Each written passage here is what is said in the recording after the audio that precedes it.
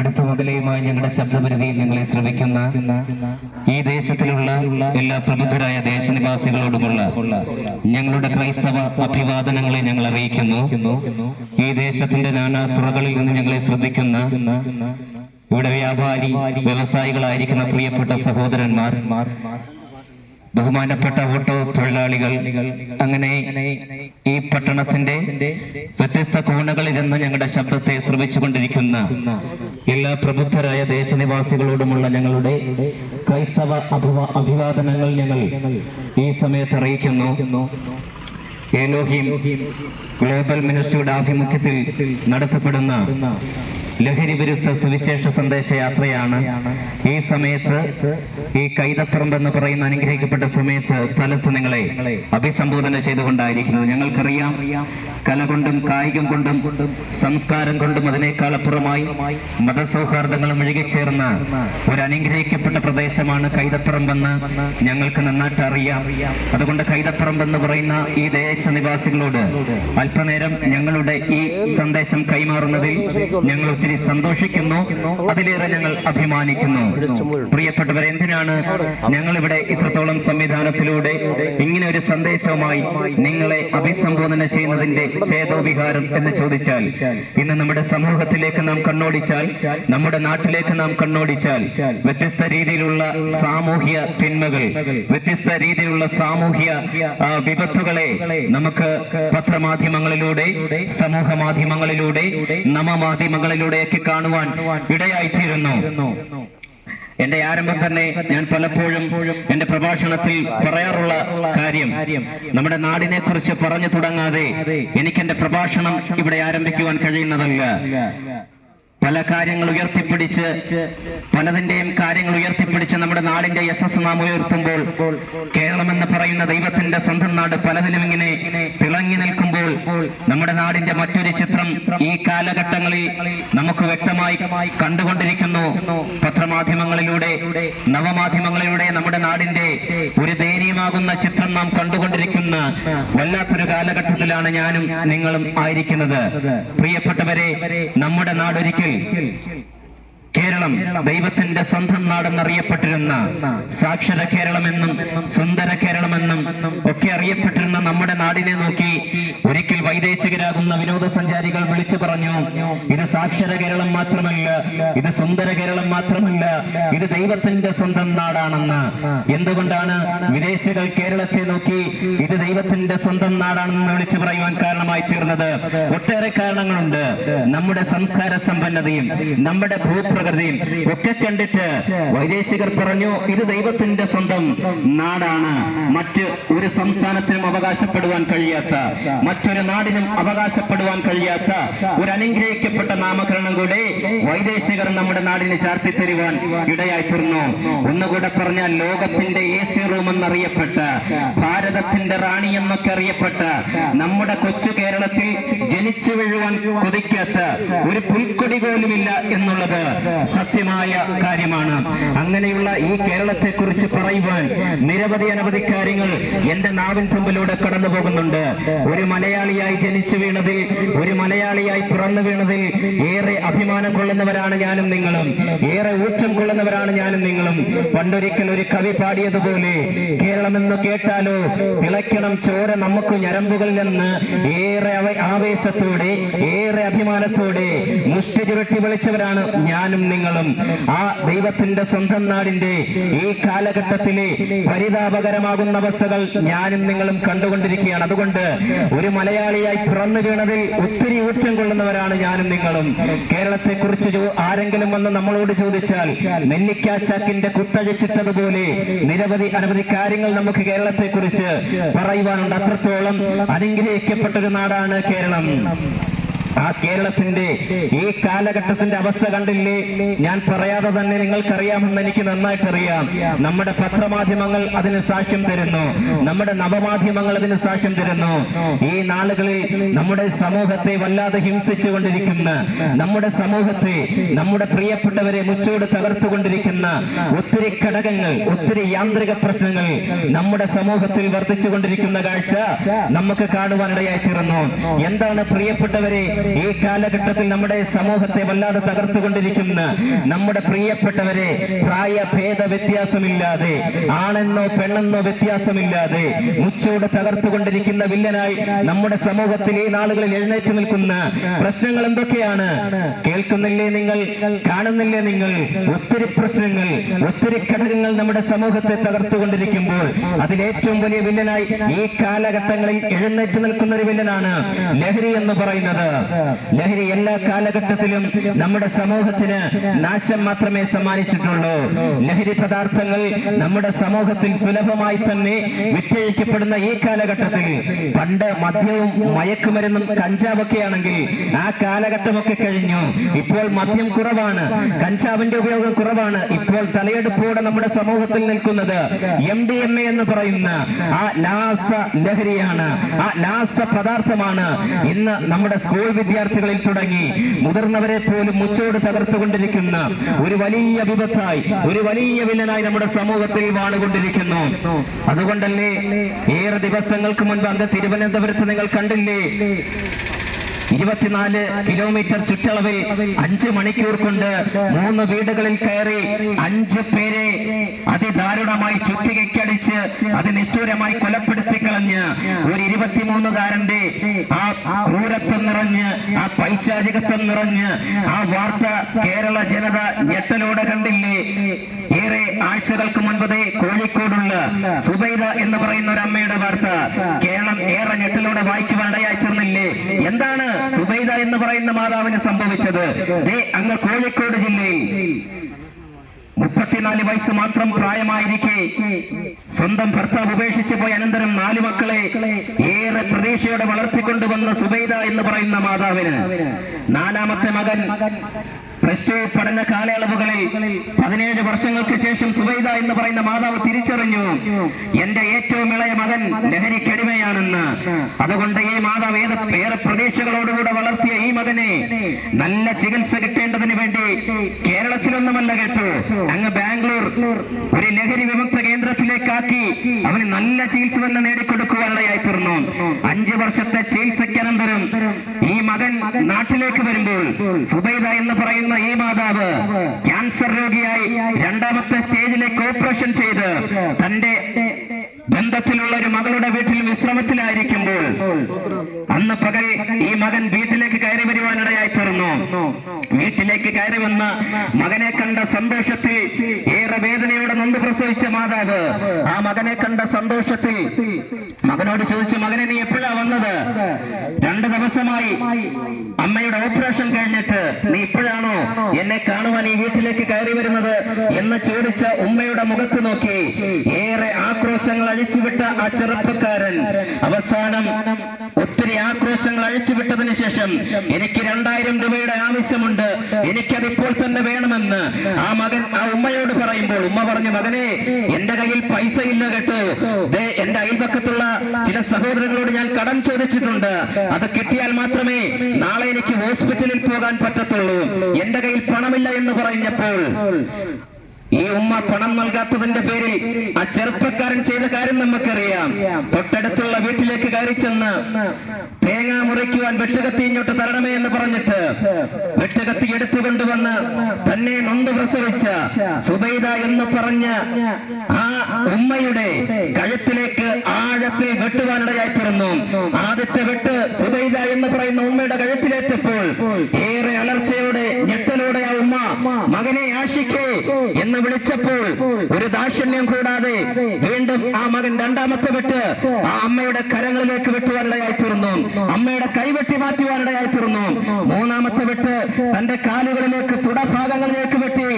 4ാമത്തെ വെട്ട് അവനെ 10 മാസം ചുമന്ന ആ ഉദരത്തിൽ അടിവയറ്റിൽ ആഴത്തിൽ വെട്ടിക്കഴിഞ്ഞപ്പോൾ ആ ഉമ്മയുടെ കരങ്ങൾ മെല്ലെ താഴുവാൻ തുടങ്ങി. ആ ശരീരത്തിൽ നിന്നും ജീവൻ പതിയെ നഷ്ടപ്പെടുവാൻ തുടങ്ങി. ജീവൻ പൂർണ്ണമായും ശരീരത്തിൽ നിന്ന് പോയി എന്ന് മനസ്സിലാക്കിയ ചെറുപ്പക്കാരൻ ചോരപുരണ്ട വെട്ടുകത്തിയുമായി താമരശ്ശേരി പോലീസ് സ്റ്റേഷനിലേക്ക് കടന്നു എന്നിട്ട് SI സാറിനോട് പറഞ്ഞു, ഞാൻ എന്റെ അമ്മയെ കൊലപ്പെടുത്തി, എന്നെ വേദനയോടെ നൊന്ത് പ്രസവിച്ച എന്റെ മാതാവിനെ ഞാൻ കൊലപ്പെടുത്തി എന്ന് ചോദിച്ചു. പോലീസ് അധികാരികൾ ആ ചെറുപ്പക്കാരനോട് ചോദിച്ചു, മകനെ, എന്തിനാണ് നിന്നെ നൊന്ത് പ്രസവിച്ച നിന്റെ സ്വന്തം മാതാവിനെ നീ വെട്ടി നുറുക്കിയതെന്ന് ചോദിച്ചപ്പോൾ ആ മകൻ പറഞ്ഞു, ഇങ്ങനെ എനിക്കൊരു ജന്മം തന്നതുകൊണ്ട് ഞാൻ എന്റെ മാതാവിനെ വെട്ടി കൊലപ്പെടുത്തുവാനിടയായി തീർന്നെന്ന്. അങ്ങനെ എത്രയെത്ര വാർത്തകൾ. ചങ്ങനാശ്ശേരി തൃക്കൊടിത്താനത്ത് മദ്യലഹരിയിൽ കടന്നു വന്ന ഒരു ആങ്ങള സ്വന്തം പെങ്ങളുടെ കഴുത്ത് വെട്ടിയെടുത്തൊരു വാർത്ത കഴിഞ്ഞ ആഴ്ച കാണുവാനിടയായി തീർന്നു. തിരുവനന്തപുരത്ത് വെഞ്ഞാറമൂട് എന്താ സംഭവിച്ചത്? അവന് ജന്മം കൊടുത്ത സ്വന്തം പിതാവിന്റെ തോളിലിരുത്തി ലോകം കാണിച്ച അതേ തോളിൽ കയറിയിരുന്നു കൊണ്ട് തന്നെ ഒരു ദിവസം അർദ്ധരാത്രിയാൽ ചെറുപ്പക്കാരൻ ജന്മം കൊടുത്ത പിതാവിന്റെ കഴുത്തറുത്തെടുക്കുവാനിടയായി തീർന്നു. പ്രിയപ്പെട്ടവരെ, ചിന്തിക്കുക, നമ്മുടെ സമൂഹം എങ്ങോട്ടാണ് പോയിക്കൊണ്ടിരിക്കുന്നത്? നമ്മുടെ പ്രിയപ്പെട്ടവർക്ക് എന്താണ് സംഭവിച്ചുകൊണ്ടിരിക്കുന്നത്? ഇവിടെ കൂടുതലും കുറ്റകൃത്യങ്ങൾ ചെയ്യുന്നത് 23, 24 വയസ്സുള്ള നമ്മുടെ സ്വന്തം ചെറുപ്പക്കാരാണ്, എന്റെ സ്വന്തം സഹോദരന്മാരാണ് ഈ തിന്മകളിലേക്ക് കടന്നുപോയിക്കൊണ്ടിരിക്കുന്നത്. എന്താണ് നമ്മുടെ നാടിന് സംഭവിച്ചുകൊണ്ടിരിക്കുന്നത്? ഇവിടെ കൊലപാതകങ്ങൾ വർദ്ധിക്കുന്നു, ഇവിടെ ആത്മഹത്യകൾ പെരുകുന്നു, പീഡനങ്ങൾ പെരുകുന്നു, മാനുഷിക ദംശന പ്രവർത്തനങ്ങൾ വർദ്ധിക്കുന്നു, സാമൂഹ്യ തിന്മകൾ കൊണ്ട് നമ്മുടെ നാട് പൊറുതിമുട്ടുന്നു. ഒന്നുകൂടെ എടുത്തു പറഞ്ഞാൽ ഒരു സ്വൈര്യ ജീവിതം നയിക്കുവാൻ കഴിയാത്ത നിലവാരത്തിലേക്ക്, അത്രത്തോളം സാമൂഹ്യ അസമാധാനത്തിലേക്കും തിന്മകളിലേക്കും നമ്മുടെ നാട് മാറ്റപ്പെട്ടു കഴിഞ്ഞു. എന്താണ് കാരണമായി തീരുന്നത്? നമ്മുടെ നാടിന് സംസ്കാരമില്ലാത്തത് കൊണ്ടാണോ? സാക്ഷരയില്ലാത്തത് കൊണ്ടാണോ? കൊള്ളാം, മറ്റ് സംസ്ഥാനങ്ങളെ അപേക്ഷിച്ച് സാക്ഷരതയിൽ ഏറ്റവും ഉയർന്ന നിലവാരത്തിൽ നിൽക്കുന്ന നമ്മുടെ നാട്ടിലാണോ സാക്ഷരയില്ലാത്ത ചെറുപ്പക്കാരുള്ളത്? സാക്ഷരതയിൽ മിന്നിത്തിളങ്ങി നിൽക്കുന്ന സംസ്ഥാനമാണ് കേരളം. അപ്പോൾ ഇന്ന് നമ്മുടെ സമൂഹത്തിൽ ഈ ആക്രമണങ്ങൾ വർദ്ധിച്ചു വരുന്നതിന്റെ കാരണം ഇവിടെ വിദ്യാഭ്യാസം ഇല്ലാത്തതോ ഉള്ളതോ അല്ല, നമ്മുടെ സംസ്കാരത്തിന്റെ സമ്പന്നത കൊണ്ടല്ല. പിന്നെയോ ഇവിടെ പോലീസ് അധികാരികളുണ്ട്, ഇവിടെ ഭരണാധികാരികളുണ്ട്, വ്യത്യസ്ത നിയമങ്ങളുണ്ട്, നിയമപാലകരുണ്ട്, രാഷ്ട്രമീമാംസയുണ്ട്. എങ്കിൽ പോലും ഇവിടുത്തെ പ്രശ്നങ്ങൾക്ക് സമൂലമായ ഒരു പരിഹാരം കൊടുക്കുവാൻ ആർക്കും കഴിയുന്നില്ല. സന്ധ്യാസമയങ്ങളിൽ TV ചാനലുകൾ ഓണാക്കി നോക്കൂ, വാർത്താ ചാനലുകൾ ഓണാക്കി നോക്കൂ, ഇവിടെ തകൃതിയായി അന്ത്യചർച്ചകൾ നടക്കുന്നില്ലേ? എന്നിട്ടും ഇവിടെ സമൂഹത്തിന് വ്യക്തമായൊരു മാറ്റം കൊടുക്കുവാൻ ഇവിടെ ആർക്കും കഴിയാതെ വരുമ്പോൾ ഇവിടുത്തെ സമൂഹത്തിനോ ഇവിടുത്തെ ഭരണാധികാരികൾക്കോ ഇന്ന് മനുഷ്യൻ ഇവിടെ ആവിഷ്കരിച്ച യാതൊരു സംവിധാനങ്ങൾക്കോ ഇന്നത്തെ സമൂഹത്തിനും പ്രിയപ്പെട്ടവർക്കും മാറ്റം കൊടുക്കാതിരിക്കുമ്പോൾ, അതിന്റെ യഥാർത്ഥ പ്രശ്നത്തെ കാണാതിരിക്കുമ്പോൾ ഇന്ന് പകൽ അവിടേക്കാണ് ഞങ്ങൾ വിരൽ ചൂണ്ടുവാൻ ആഗ്രഹിക്കുന്നത്. ആ സന്ദേശം കൈമാറുവാനാണ് ഈ കൈതപ്പറമ്പ് എന്ന് പറയുന്ന പ്രദേശത്ത് ഈ പ്രഭാതത്തിൽ ഞങ്ങൾ കടന്നു വന്നിരിക്കുന്നത്. ഈ ദുരന്തങ്ങൾ ഒരുപക്ഷെ നിങ്ങളുടെ ഭവനത്തിൽ, നിങ്ങളുടെ തലമുറകളിൽ നാളെ ഉളവാകുവാൻ സാധ്യതയുണ്ട്.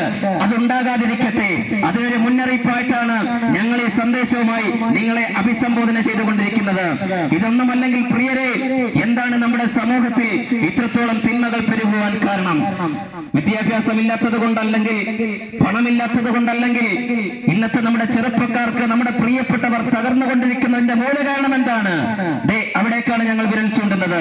അതിനെ കണ്ടുപിടിക്കുവാൻ ഇവിടുത്തെ ആധുനിക യാതൊരു രീതിയിലുള്ള സംവിധാനങ്ങൾക്കോ ഒരു ഡിജിറ്റൽ സംവിധാനങ്ങൾക്കോ കഴിയാതിരിക്കുമ്പോൾ ഞങ്ങൾ പ്രസംഗിക്കുന്ന, ഞങ്ങൾ ഉയർത്തിപ്പിടിക്കുന്ന, ലോകത്തിൽ നിന്ന് ഏറ്റവും കൂടുതൽ വിറ്റഴിയപ്പെടുന്ന, ലോകത്തിൽ നിന്ന് ഏറ്റവും കൂടുതൽ ജനങ്ങൾ വായിച്ചുകൊണ്ടിരിക്കുന്ന, വായിക്കുക മാത്രമല്ല വായിക്കുകയും വിശ്വസിക്കുകയും ചെയ്യുന്നവന്റെ ജീവിതത്തെ സമൂലമായി പരിവർത്തനം ചെയ്യുന്ന, ഇന്നും അതിന്റെ ജൈത്രയാത്ര നടത്തിക്കൊണ്ടിരിക്കുന്ന, ഞങ്ങൾ പ്രസംഗിക്കുന്ന വിശുദ്ധ വേദപുസ്തകം, ഞങ്ങൾ ഉയർത്തുന്ന വിശുദ്ധ ബൈബിൾ ലോകത്തോട് വിളിച്ചു പറഞ്ഞു, മനുഷ്യൻ ഇന്ന് അകപ്പെട്ടു പോയ സകലവിധ തിന്മകളുടെ മൂലകാരണം പാപമാണ്.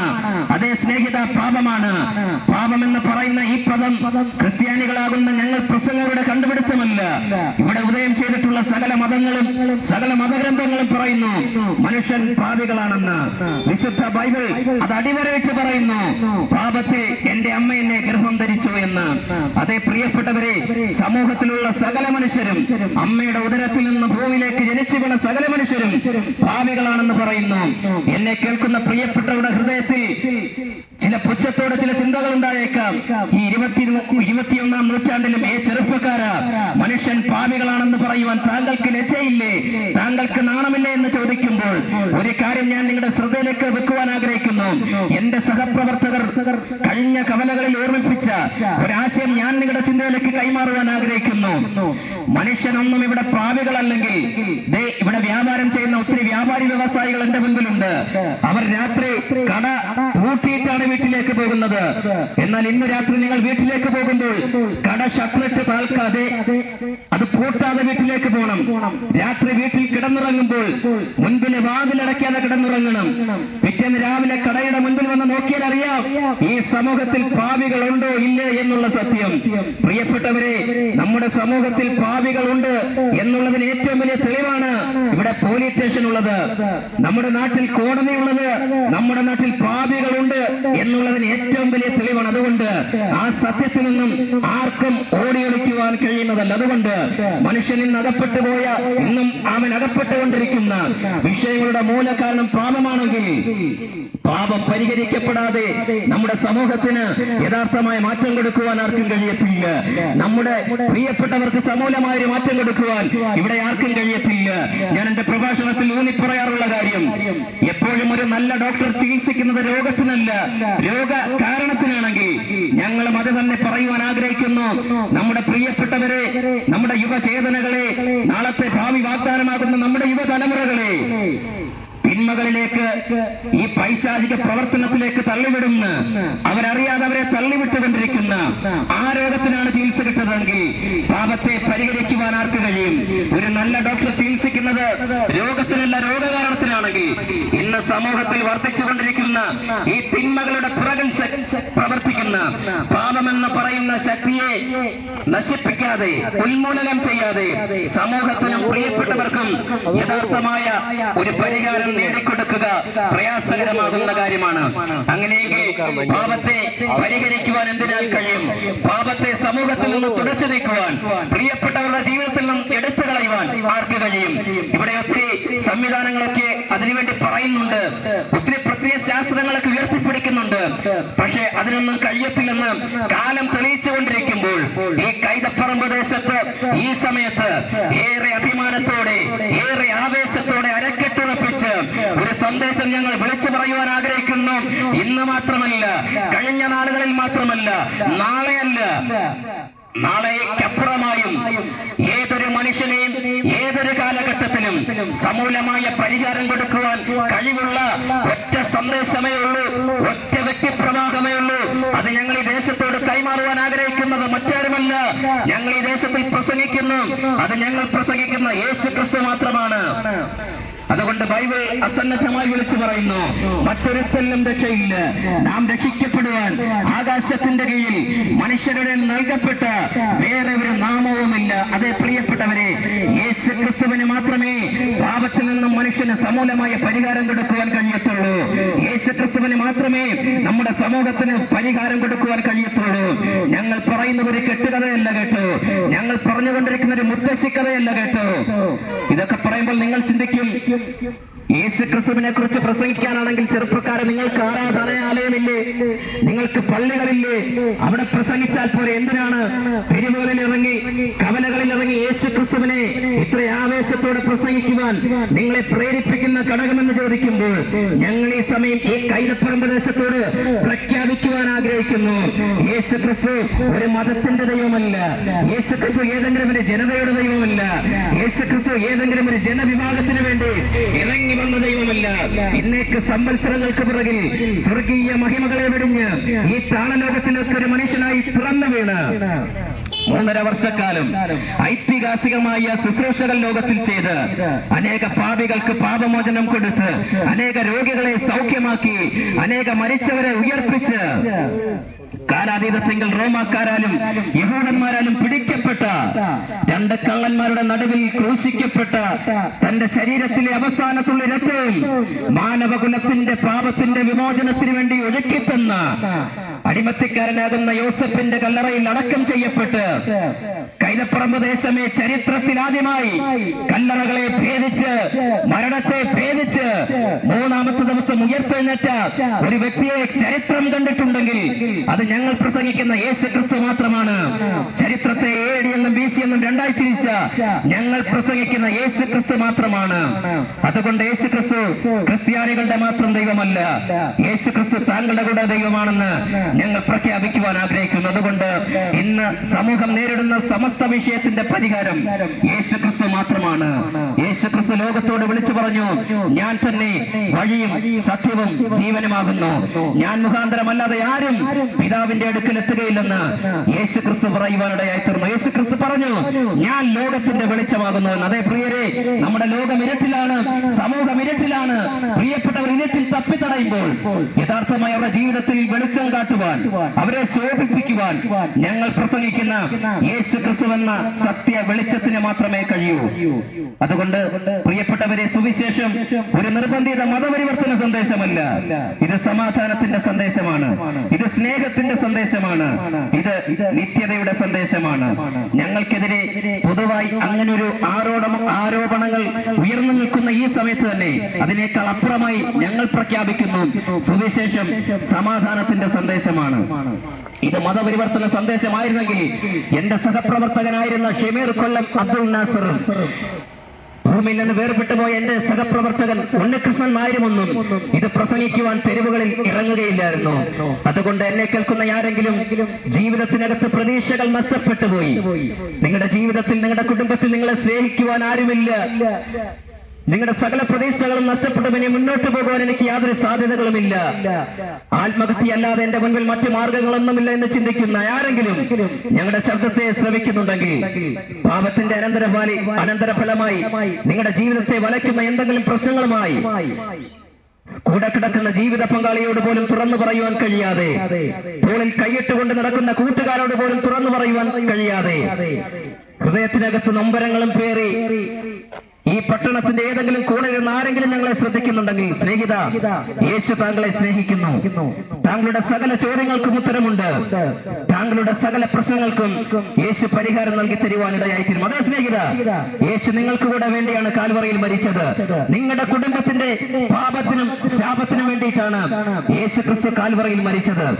അതുകൊണ്ട് ഞങ്ങളെ കേൾക്കുന്ന ആരെങ്കിലും ഹൃദയത്തിനകത്ത് യേശുവേ, ആ ചെറുപ്പക്കാരൻ അവിടെ നിന്ന് പറയുന്നതിനകത്ത് എന്തെങ്കിലും യാഥാർത്ഥ്യമുണ്ടെങ്കിൽ എന്റെ ഹൃദയത്തിലേക്കൊന്ന് ഇറങ്ങി വരണമേ. എന്റെ പാപത്തിന് കൂടെ വേണ്ടിയിട്ടാണ് അങ്ങ് മരിച്ചതെന്ന് എനിക്കറിയത്തില്ലായിരുന്നു. അങ്ങ് ക്രിസ്ത്യാനികളുടെ ദൈവമാണെന്ന് മാത്രം ഒരു അറിവേ എന്റെ പക്കലുണ്ടായിരുന്നുള്ളൂ.